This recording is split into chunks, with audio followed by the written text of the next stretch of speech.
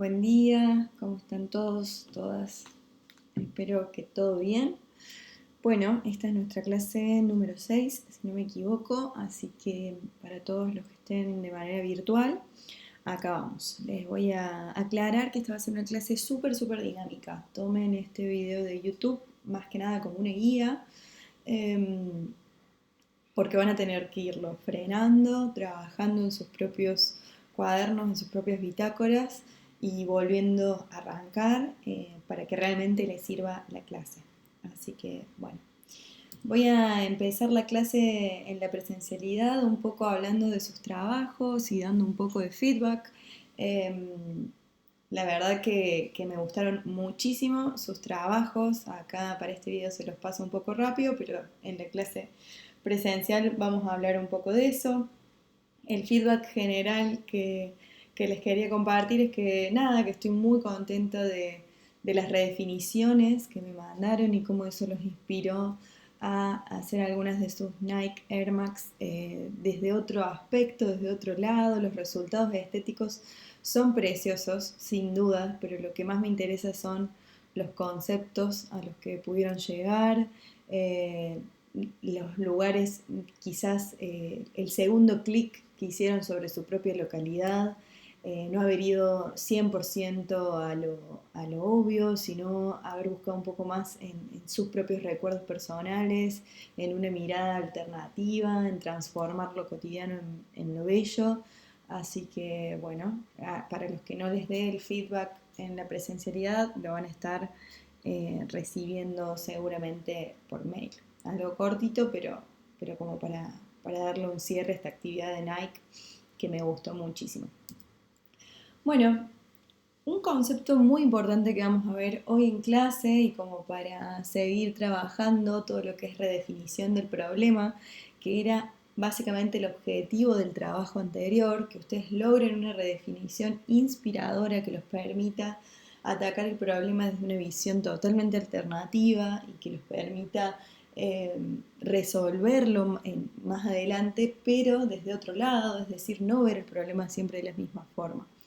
Y hablando de redefinición de problema, encontramos este otro concepto que se llama visión global. Bien, es un concepto que aporta Isla Cañeque, y la visión global es un concepto que se da, digamos, en la siguiente situación. ¿No les pasa que a veces no escuchamos correctamente o que no vemos lo que está a la vista, o hay veces que no sabemos transmitir con exactitud un concepto, o también pasa cuando estamos analizando un problema, no le damos debida información, debida importancia a un hecho, o no entendemos algo, o no pedimos información?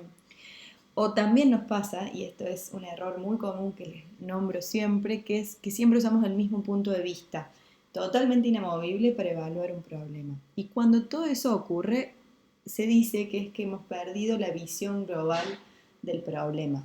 ¿Bien? La visión global es una habilidad que nos permite mirar el problema desde distintos lugares, tiempos o puntos de vista. Si nos enfocamos desde estos distintos paradigmas, vamos a lograr un análisis más acertado y vamos a poder formular más distintas, digamos, alternativas del problema, distintas propuestas de solución más adelante. Y en este momento es importante ver el concepto de visión global porque en el caso de la redefinición de problema nos ayuda a pararnos desde lugares distintos, como acá nuestro amigo Spider-Man. La autora cuenta que la visión global lo que evita, digamos, es una afección muy común, que es la de centrar el problema en nosotros mismos. ¿Bien? Es muy difícil salirnos de nuestra propia vivencia de un problema, lo que nosotros sentimos, lo que nosotros recordamos u opinamos. En el caso de las Nike, por supuesto que les pedía que traten de pararse en su visión personal, pero la verdad es que aún así todo terminó siendo muy alternativa, ¿bien? Normalmente cuando estamos trabajando sobre un brief nos llega una consigna, por ejemplo, no sé, la que vimos en el trabajo práctico número 1, sobre el trabajo de los audiolibros. No sé si recuerdan, pero en ese trabajo práctico ustedes tenían que vender a un audiolibro. Y es muy normal decir, bueno, a ver qué siento yo sobre el audiolibro. Lo vendo, a ver si me gusta, si siento que es interesante, si no, si lo he usado o no lo he usado. Y es muy difícil salirnos de esa posición, ¿bien? Eh, Así que, nada, cuando no logramos salirnos de nuestra propia visión del problema y lo analizamos según nuestras propias vivencias, tenemos un gran problema porque hemos perdido nuestra visión global. Si carecemos de visión global, nos vamos a limitar a analizar el problema según nuestras propias necesidades, afectos, limitaciones e intereses, dice la autora. Ahora bien, ¿cómo podemos hacer para ejercitar esta visión global y incorporarla en esta etapa tan importante como lo es la redefinición del problema? La visión global se ejercita desde distintas formas. En primer lugar, lo que podemos hacer es cambiar al observador del lugar y ubicarlo desde distintos ángulos. Por ejemplo, volviendo al caso de los audiolibros, nos tenemos que preguntar cómo es el problema para los autores de libros, ¿no? ¿Cómo lo ven ellos? O ellas. O después nos podemos posicionar desde una persona joven, desde una persona más vieja, que quizás no tiene el mismo acceso a la tecnología como para reproducir un libro, sí, no. Todo eso, todo ese trabajo de cambiarnos de lugar para observar el problema de distintos ángulos va a hacer que nuestra visión global crezca. ¿Bien? También es importante tratar de ver todo el plano en el que actúa el problema y tratar de ver las causas, las consecuencias, y para eso vamos a trabajar hoy sobre el tercer paso del proceso creativo, que es el análisis del problema. Pero hay que tratar de verlo en su totalidad. ¿Dónde empezó? ¿Dónde termina? ¿Quién es el último afectado por este problema? ¿A quiénes están involucrados? ¿Cuáles son los actores que actúan sobre este problema? También, como hablábamos antes, es importante apartar las emociones y evitar los juicios, porque estos nos nublan, ¿bien? La visión global. Es muy común empezar a trabajar sobre un problema y si no te gusta el problema, por ejemplo, en mi caso si me llega un brief, no sé, capaz sobre autos que no me interesa tanto, y ya me predispongo distinto porque sé que es un tema que me cuesta, que no entiendo tanto, que no me interesa, y en realidad eso es un grave error. Hay que tratar de no hacer ningún juicio previo sobre el problema sobre el que vamos a trabajar, sino tratar de trabajar con una gran apertura mental y no adelantarnos a nada. También es importante pedir opiniones lo más objetivas posible sobre el problema. En este caso es importante consultar a nuestros amigos, a nuestra familia y también a expertos y expertas en el tema. ¿Bien? Es súper importante.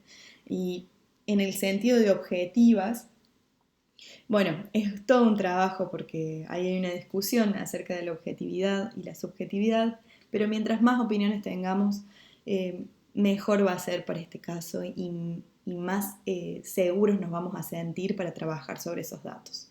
Después, la quinta sugerencia es replantear el problema cuantas veces sea necesario, que esto ya lo hemos hablado, las redefiniciones se trabajan, no son de manual, no es que aplique una técnica y ya está. Es importante hacerlo una y otra vez hasta que esa redefinición sea bien inspiradora, que me ayude, que me haya permitido ver el problema de una manera alternativa y entenderlo mejor. Y por último, tenemos que estudiar todas las causas posibles del problema y para eso vamos a trabajar sobre el siguiente paso del proceso creativo, que es el análisis del problema. Si alguien vio la serie Dark, ahí les dejé un pequeño meme al respecto, tenía otros, pero eran demasiado spoiler, así que se los dejo ahí nomás. Bueno, hay un concepto que es interesante, que no se los traigo en esta presentación, pero que pueden ampliar, que se llama visión lineal, que es la que se opone a la visión global. ¿Bien? Y la visión lineal es aquella que aplicamos cuando nos enfocamos en una parte muy particular del problema y ponemos toda nuestra atención y todo nuestro foco en resolver eso. Bien, no es recomendable el uso de la visión global durante estos pasos de preparación, bien, durante el planteamiento, durante la redefinición y durante el análisis, los primeros 3 pasos del método holandés y del proceso creativo que estamos trabajando. Pero, a pesar de eso, esta visión lineal sí se utiliza en otras etapas que vamos a ver más adelante, como la evaluación del problema, en donde es súper importante que hagamos foco en, por ejemplo, entender si este problema realmente es una solución, si este problema es realmente relevante, por ejemplo, para uno de los públicos sobre los que estamos trabajando. Pero bueno, se los dejo hasta acá. Si quieren ampliar un poco, sepan que la visión lineal es aquella que se opone a la visión global de la que estuvimos hablando y la que los incito a que aborden los problemas con todas estas recomendaciones encima. Ahora, para ver si más o menos entendieron y me van siguiendo sobre lo que se trata esto de la redefinición, los invito a que vayan a menti.com, utilicen ese código y contesten ahí algunas preguntas, que son solamente dos. Una es más teórica, es decir, cuándo realmente una redefinición es exitosa, y la otra es más personal, para que me cuenten qué tanto les sirvió y cuánto los ayudó, digamos, trabajar con una redefinición del problema. Bien. Bueno, si ya votaste ahí en menti.com, la respuesta correcta era una redefinición inspiradora. Para que sepas, como vimos la clase pasada y charlamos un poco, las redefiniciones son realmente exitosas y valen la pena cuando nos motivan, ¿bien? Cuando hay una cuota inspiracional ahí, cuando nos permiten ver el problema desde una perspectiva tan distinta o alternativa o con otro enfoque, y eso nos mueve, digamos, nos mueve a querer avanzar en el proceso creativo y a querer crear una solución que responda a esa redefinición tan, tan interesante. ¿Bien? Y espero que te haya servido la redefinición para el problema. Hoy vamos a seguir trabajando sobre un caso muy interesante y acá vamos a tener que aplicar una redefinición, así que a seguir con esto.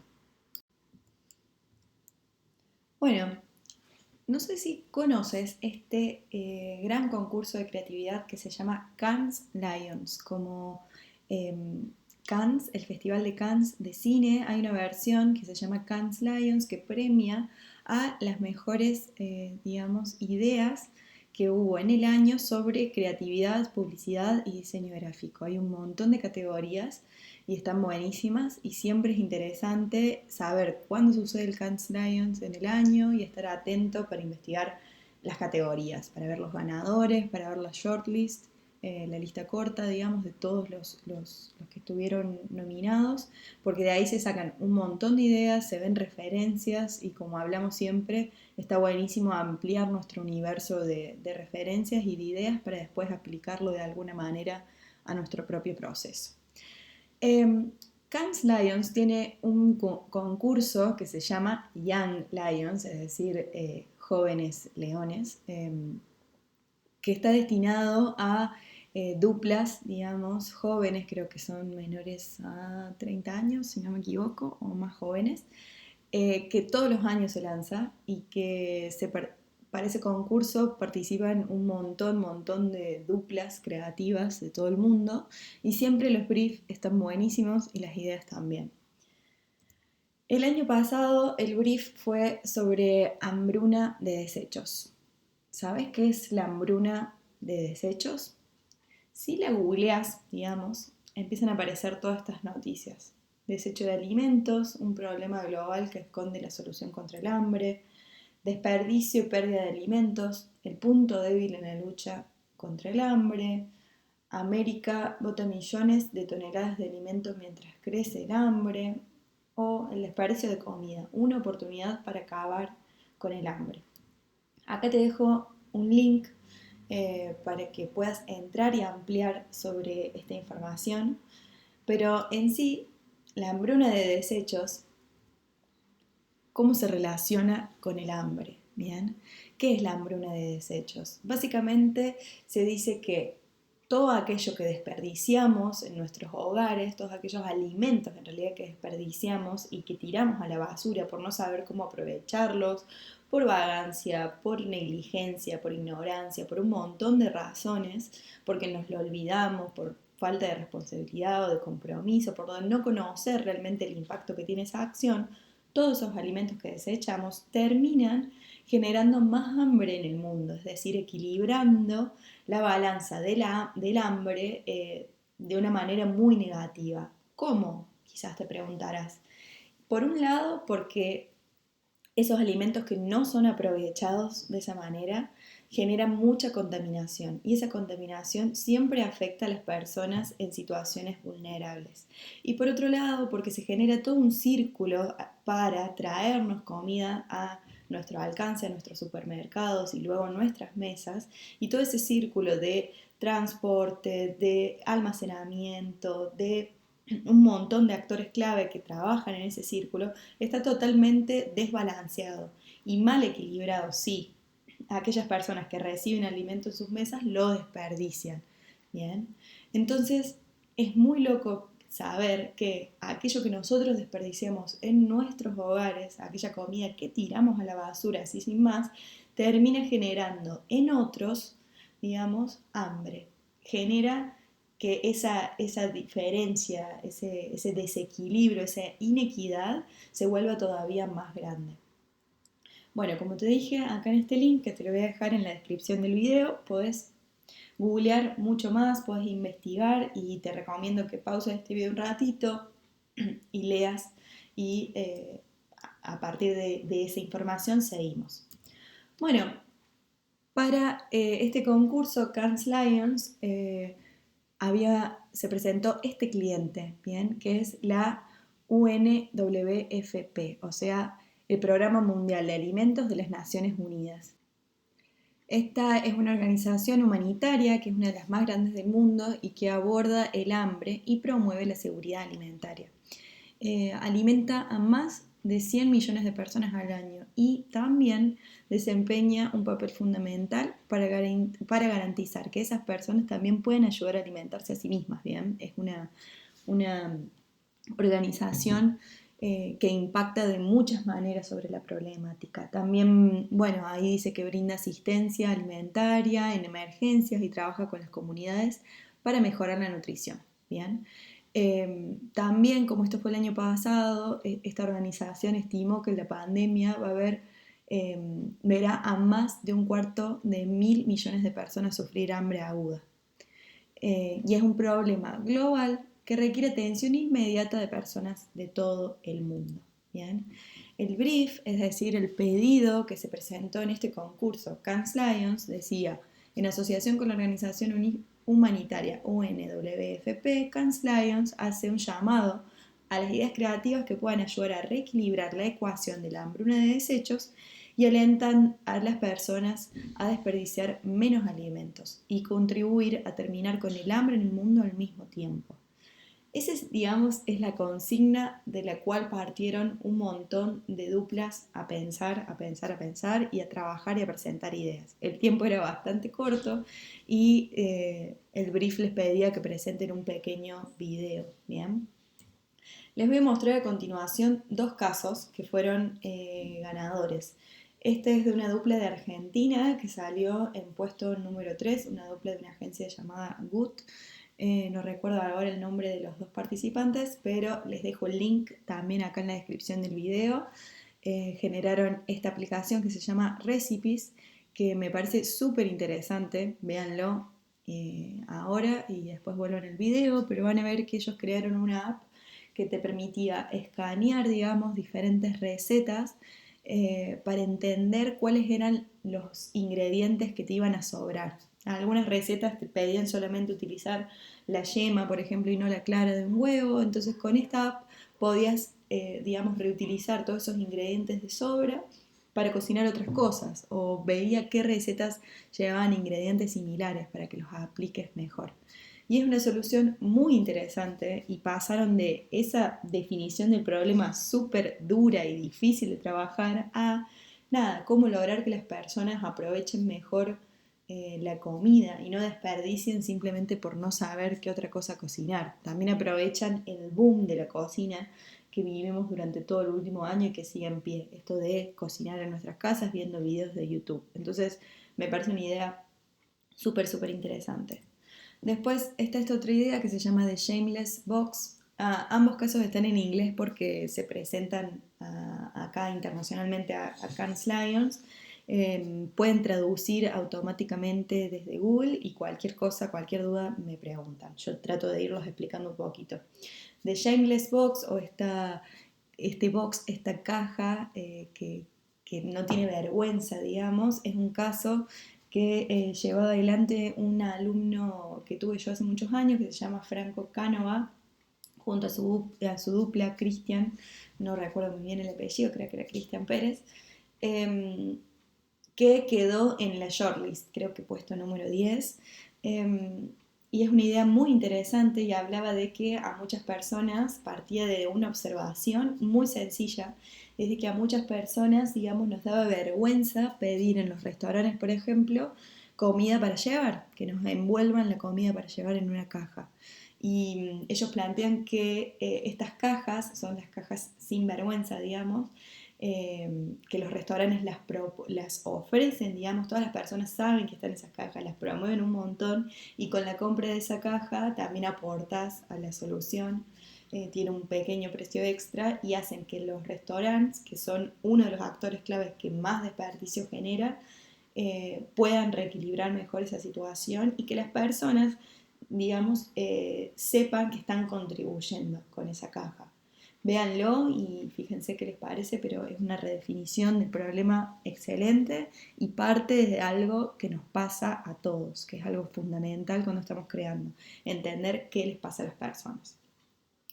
Bueno, avanzando entonces, este va a ser un trabajo que vamos a trabajar durante varias clases, va a terminar siendo su trabajo práctico número 4, pero lo vamos a trabajar alrededor de 2 clases, quizás 3 clases, ¿bien? Esta contando como la primera.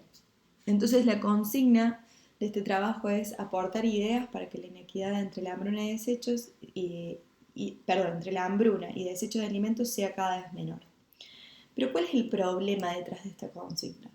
El problema, digamos, si lo trabajamos un poco y si lo planteamos, como dice nuestro método holandés, que debemos plantearlo así directamente, sería cómo ayudar a reequilibrar la ecuación de la hambruna de desechos y alentar a las personas a desperdiciar menos alimentos. Bien, partiendo de este planteamiento del problema, yo les traigo 3 redefiniciones posibles, ¿bien? 3 caminos que puedo seguir para mi redefinición del problema. Uno, por ejemplo, podría ser lograr que las personas comprendan que el impacto de desechar comida no lo sienten directamente ellos, sino que afecta a otro. Miren qué interesante esta redefinición, porque es realmente posicionar a las personas en el lugar en que tirando tu comida a la basura, el problema no lo vivís vos, pero le estás dejando un problema a otra persona. Miren todas las ideas, todo el potencial que tiene esa redefinición.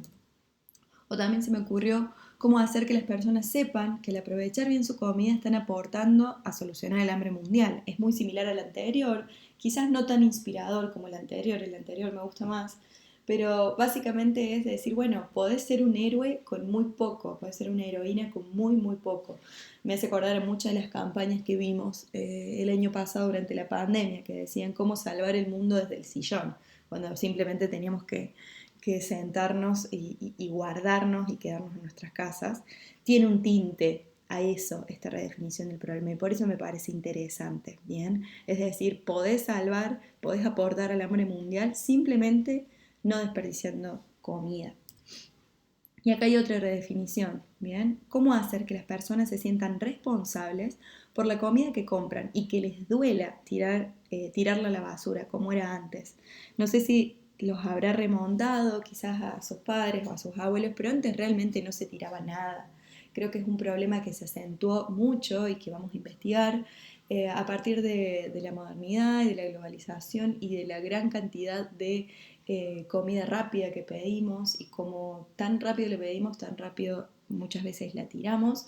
Entonces es un problema, digamos, que vemos muy recurrentemente. Así que esta redefinición tiene un poco ese potencial, volver a sentirnos responsables por la comida que compramos y que producimos, ¿bien? Y que nos duele un poco tirarlo a la basura, es interesante trabajar por ese sentido. Bueno, ahora se viene una parte práctica, lo que vamos a hacer es ver quién propone la mejor redefinición del problema en 3 minutos. No hace falta que apliques para este ejercicio ninguna de las técnicas que vimos la clase pasada. la de orientación a los objetivos, la de análisis de los límites, la de pensamiento utópico, sino que pienses un poco en el espíritu de esas técnicas, ¿bien? Por ejemplo, la de pensamiento utópico nos invitaba a pensar que cualquier solución era posible. La de análisis de los límites nos invitaba a ensanchar un poco los límites del problema. Y la de orientación hacia los objetivos nos intentaba hacer entender cuáles eran las necesidades detrás de este problema y cuáles eran las limitaciones, entre otras cosas. Vuelvo al problema rápidamente para que veas cómo ayudar a reequilibrar la ecuación de la hambruna de desechos y alentar a las personas a desperdiciar menos alimentos. Y empieza el timer. Tenés 3 minutos para proponer una nueva redefinición del problema. Voy a dejar corriendo estos 3 minutitos para que te sirva y después seguimos.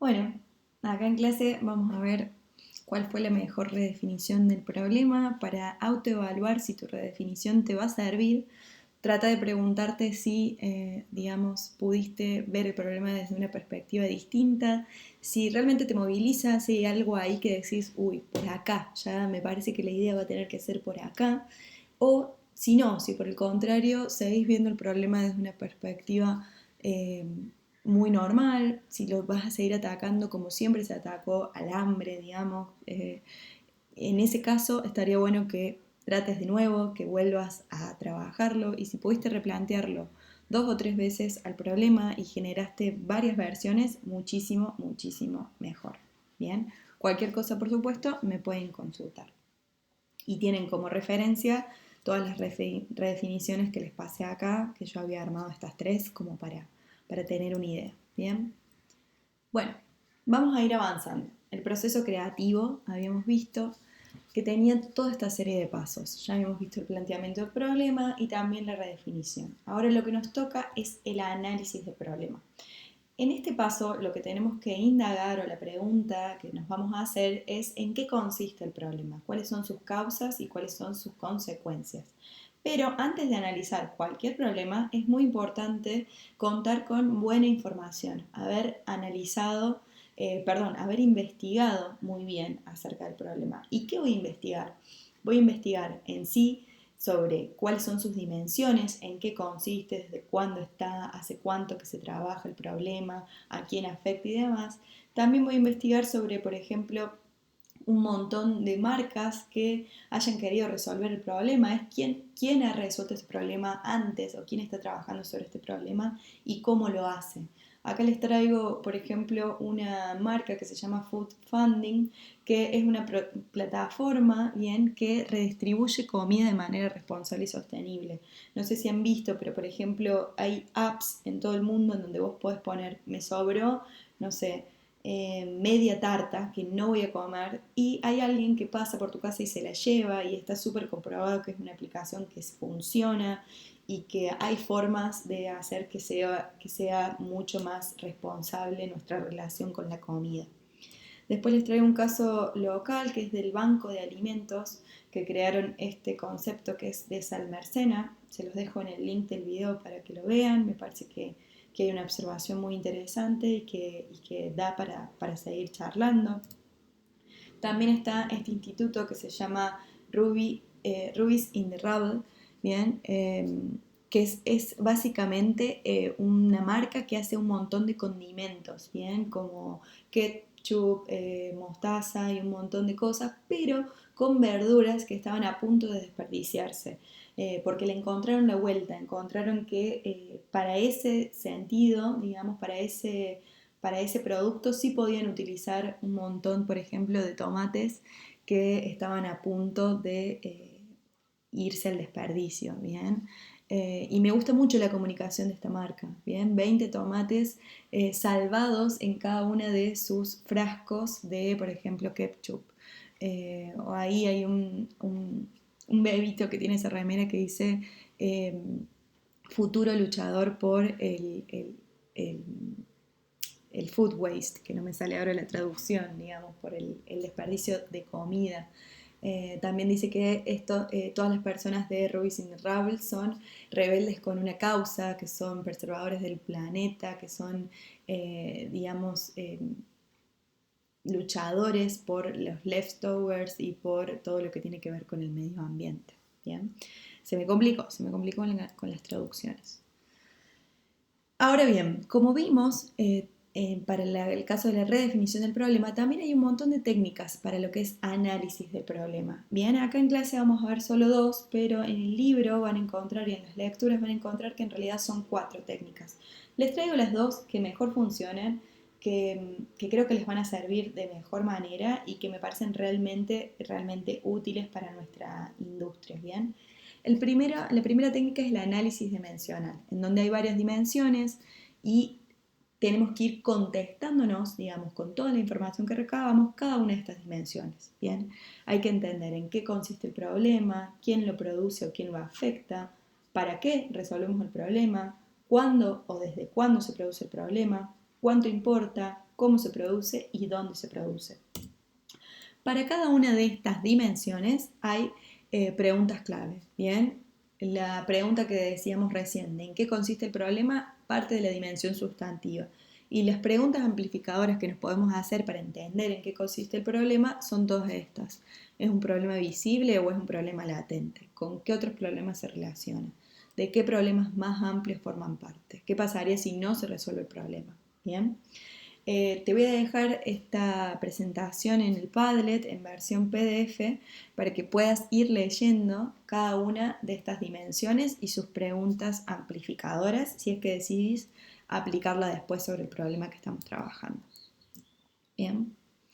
Hay otra técnica que me encanta que se llama el árbol de causas y efectos, que parece un poco engorrosa porque tiene mucho de estructura, pero que la verdad genera, digamos, digamos, un resultado visual muy interesante y muchas veces muy útil.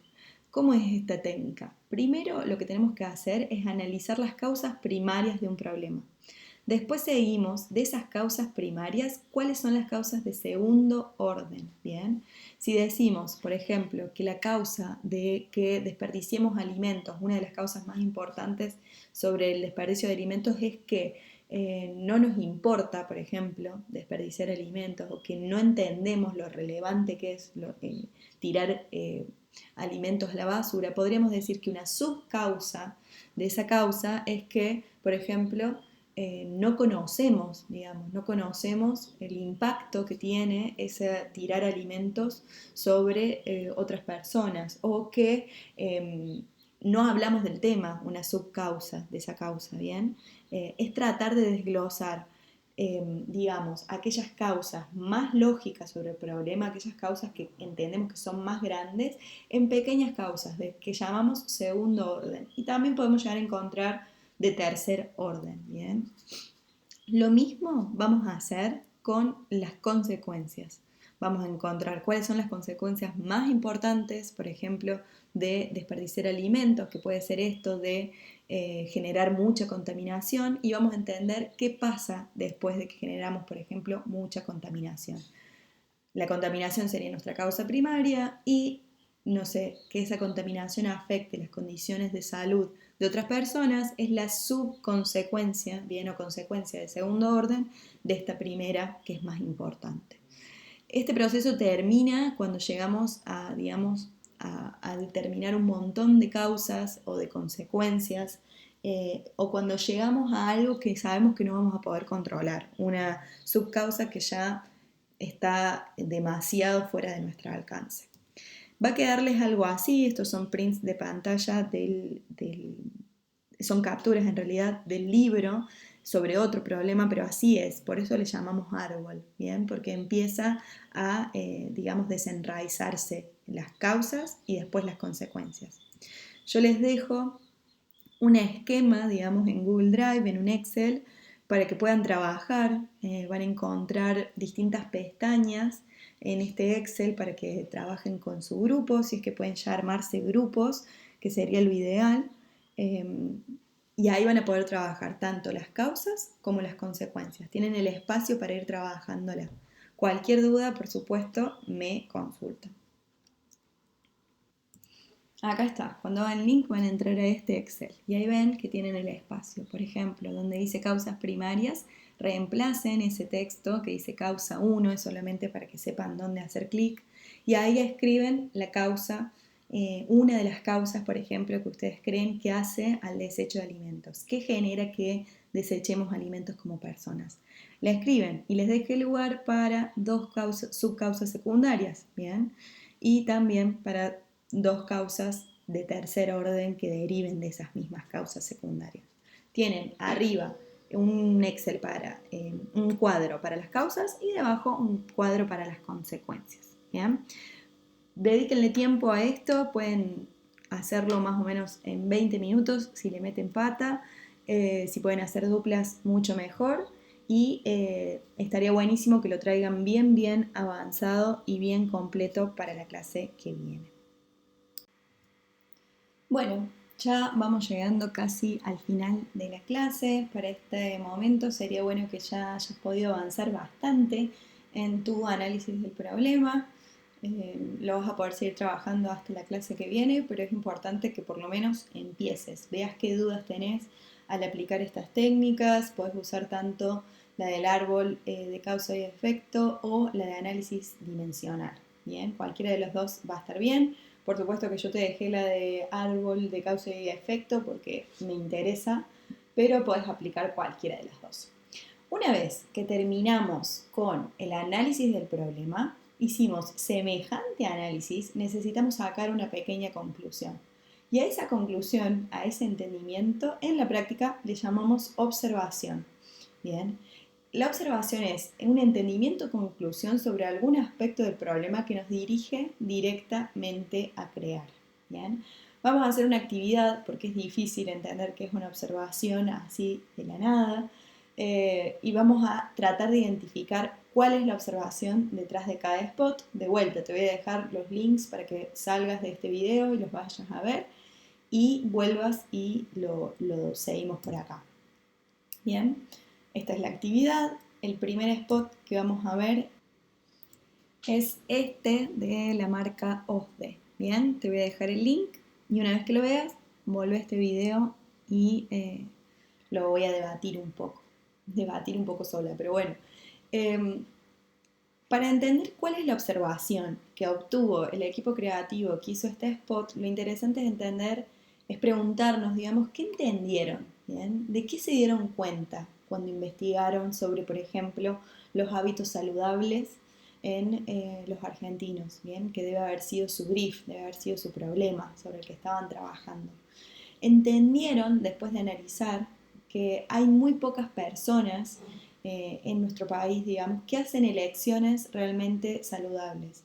Hay muy pocas personas que, por ejemplo, saben hacer un RCP o que eligen comer de manera saludable cuando salen, ¿bien? O que tienen hábitos de ejercicio. Y que como obra social está buenísimo y eh, como un ente de salud está buenísimo incentivar a que haya más personas que cuiden de su salud de una manera activa. Esa es la observación. Entendieron que muchas personas nos gusta ser saludables, pero muy pocas hacemos elecciones saludables. Esa es la conclusión. De eso es lo que se dieron cuenta. Acá hay otro caso, que es una pieza gráfica de Volkswagen. Bien. Acá vemos en la gráfica como hay una fórmula matemática, bien, con unos corchetes, con unos corchetes en donde está queriendo ingresar un auto a estacionar y debajo el copy dice Complicated car parking made easy, bien, estacionamiento difícil, digamos, pero hecho fácil. La traducción no es muy buena porque está ahora improvisada, pero esa es la idea, bien. Y te presenta el nuevo T1 que tiene Parking Assist, bien. Entonces, ¿cuál es la observación detrás de esta pieza? ¿Qué es lo que debe haber entendido el equipo creativo que trabajó sobre esta pieza para generar algo así? Pregúntenselo, si el problema era comunicar que el nuevo T1 tiene Parking Assist, ¿cómo llegaron de ese problema a esta idea? ¿Qué es lo que entendieron? ¿Qué es lo que se dieron cuenta? Para mí, luego de pensar un poco el problema y entender cómo lo deben haber redefinido y qué deben haber analizado, entendieron que para muchas personas estacionar es tan difícil, digamos, como resolver una fórmula matemática complicada. Bien, esa es un poco la observación, o que la complejidad de estacionar para muchas personas es altísima y se compara a eh, resolver otros problemas en la vida. Esa es la observación, que los dirige directamente hacia la idea. Cuando una observación es buena, nos permite crear y crear y crear. Acá hay otro caso de Getty Images que celebraban sus 25 años, que pusieron dos fotos, una de 1918 y otra de 2020, de dos mujeres que son personal de la salud, que son médicas seguramente, eh, y dice en el copy, la historia del heroísmo capturada y archivada, ¿bien? Que es en la categoría de Getty, ¿bien? Ellos son un banco de imágenes y eso es a lo que se dedican, ¿bien? Hace 25 años que, por ejemplo, registran el heroísmo y lo capturan y lo archivan, ¿bien? ¿Cuál es la observación detrás de esta hermosa, hermosa idea? Después de analizar un poco el problema y de entender que ellos lo que tenían que hacer simplemente era comunicar los 25 años de Getty, pero descubrieron, digamos, que la historia se repite y que el papel fundamental que tiene un banco de imágenes es permitirnos generar ese archivo histórico, ¿no?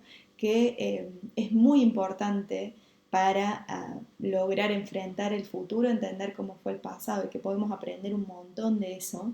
Eh, que bueno, ahí está el desafío de hoy, no digo que se cumpla, pero esa fue la observación, ¿bien?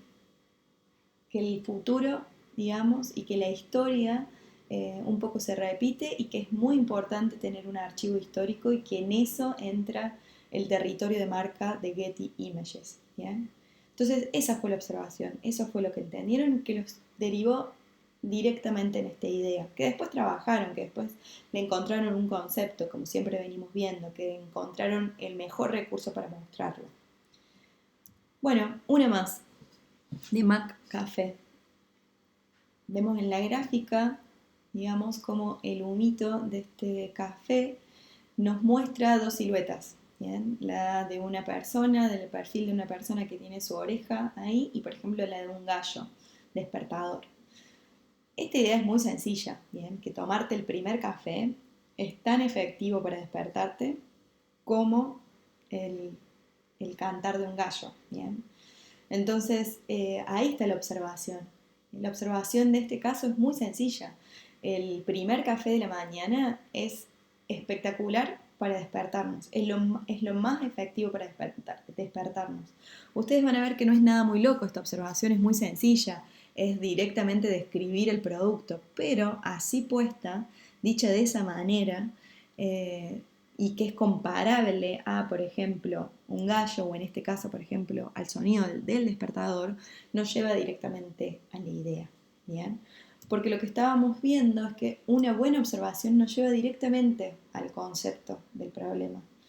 Y lo que les quiero invitar a hacer, que en clase vamos a hacer presencialmente, es que miren su análisis del problema, miren ese árbol de causas de consecuencias o ese análisis dimensional que hicieron y traten de entender cuál es la observación, ¿bien? ¿Cuál es la conclusión después de haber realizado todo ese análisis? ¿Qué es lo que entienden y qué es lo que pueden observar y concluir? ¿Cuál es ese doble clic que pueden hacer sobre el problema después de haberlo analizado íntegramente?